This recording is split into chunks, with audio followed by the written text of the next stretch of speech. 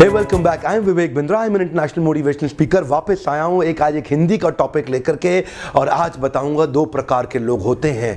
दो प्रकार के लोग होते हैं। कुछ लोग इतिहास रटने में जीवन बिता देते हैं और कुछ लोग इतिहास रचने में जीवन बिता देते हैं। There are two kind of people in the world. Some are busy cramming the history, some are busy creating the history. किस जगह पे हैं आप? आज का फॉर्मूला है इतिहास रटना नहीं है, केवल इतिहास रचना भी है। वो कौन लोग हैं जिन्होंने इतिहास रचा, और वो कौन सा इंग्रेडिएंट, एक पावरफुल इंग्रेडिएंट जिसके कारण वो इतिहास रच पाते हैं। ध्यान दीजिएगा, मोनोमैनिकल मैडनेस। जिद्दी आदमी ही इतिहास रचता है। मेरा वीडियो आपने जरूर देखा होगा।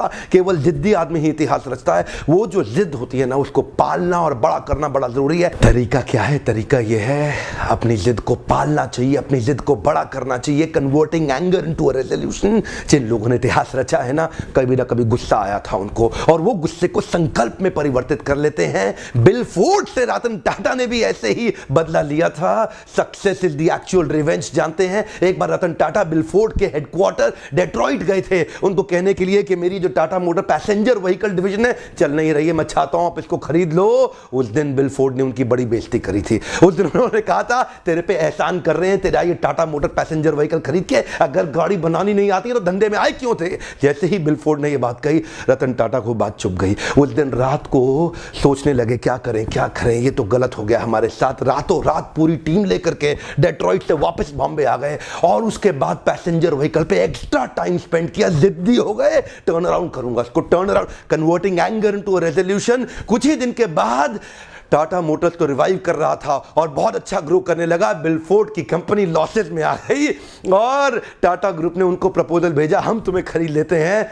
ठीक उसी प्रकार जैसे पहले बॉम्बे से डेट्रॉइट गए थे, इस बार डेट्रॉइट से पूरी टीम मुंबई आई, और आकर के मुंबई हेडक्वार्टर्स में रतन टाटा के सामने बिल फोर्ड बोले, हमारी जैगुआर लैंड रोवर आप खरीद के हम पे एहसान कर रहे हैं।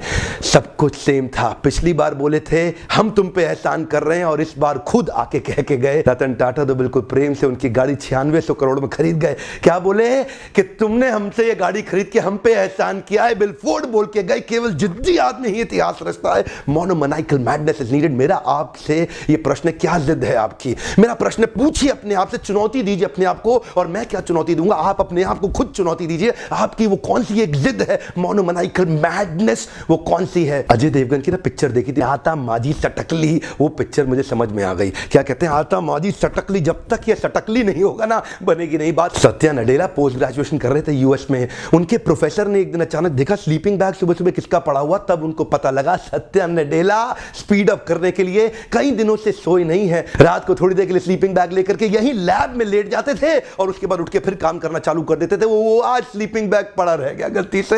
ये जो लोग होते हैं ना, इतिहास रचते हैं, ध्यान दीजिएगा, अलग ही प्रकार के लोग हैं। ये परसेंटेज में नहीं है, ये नंबर्स में होते हैं, ये नंबर्स में होते हैं। बाकी लोग तो इतिहास रटने में लगे हैं, ये इतिहास रचने में लगे हैं। बिल गेट्स के बारे में लोग कहते हैं यार भाई ड्रॉप आउट था, पढ़ाई से ड्रॉप आउट था। आपको पता है ड्रॉप आउट था? बिल गेट्स 70 घंटे लगातार पढ़ता था। उसके साथ के स्टूडेंट बताते हैं आज भी कि बिल गेट्स के जितना पढ़ने वाला व्यक्ति कोई 500 पेज आज भी पढ़ रहे हैं बिल गेट्स। जब 3 दिन लगातार पढ़ते थे ना, सोने से पहले जूता नहीं उतारते थे, बोले उठ के वापस पहनना पड़ेगा, टाइम वेस्ट हो जाएगा। जूता पहने पहने सो जाते थे। ये जो लोग, ये इंग्रेडिएंट इनके अंदर एक है, वो क्या है? जिद आ जाती है, जिद आ जाती है। Converting anger into resolution. करना है तो करना है, करना है तो करना है। सत्या नडेला से किसी ने ना इंटरव्यू में पूछा कि एम्प्लॉय जो माइक्रोसॉफ्ट में ज्वाइन करवाते हो क्या देखते हो उसके अंदर? सत्या नडेला बोले दो चीज है, एक क्लैरिटी, दूसरा एनर्जी। कम ऑन, एक क्लैरिटी, दूसरा एनर्जी। जिस आदमी के अंदर क्लैरिटी और एनर्जी होती है ना, वो इतिहास रचता है, वो सुपर स्पेशलिस्ट हो जाता है। मेजर ध्यानचंद जब हॉकी खेलते थे ना, तो लोग बार बार हॉकी को खोल के चेक करते थे, चुंबक तो नहीं है इसके अंदर, कोई मैग्नेट तो नहीं है। विश्वास ही नहीं था कि इतना बड़ा खिलाड़ी, जादूगर हॉकी का कैसे हो सकता है। ब्रूस ली जब लड़ते थे, इनफैक्ट ब्रूस ली जब हॉलीवुड के पिक्चर्स में काम करते थे, और जब वो किसी को 0.05 सेकंड के अंदर पंच मारते थे, तो उनको बाद में शूटिंग के स्लो करना पड़ता था मोशन को। लोगों को विश्वास ही नहीं था कि इतनी तेज कैसे करेगा, लगता था जैसे नकली शूटिंग हुई है। बाद में डायरेक्टर को उनके एक्शन को स्लो करना पड़ता था, क्योंकि जानते हैं जब आदमी परफेक्शन की स्टेज पर जाता है, उसके लिए उसको आता माजी सटकली। जानते, आज का टॉपिक एक ही है, क्या करना चाहते हो? इतिहास रटना चाहते हो, इतिहास रचना चाहते हो?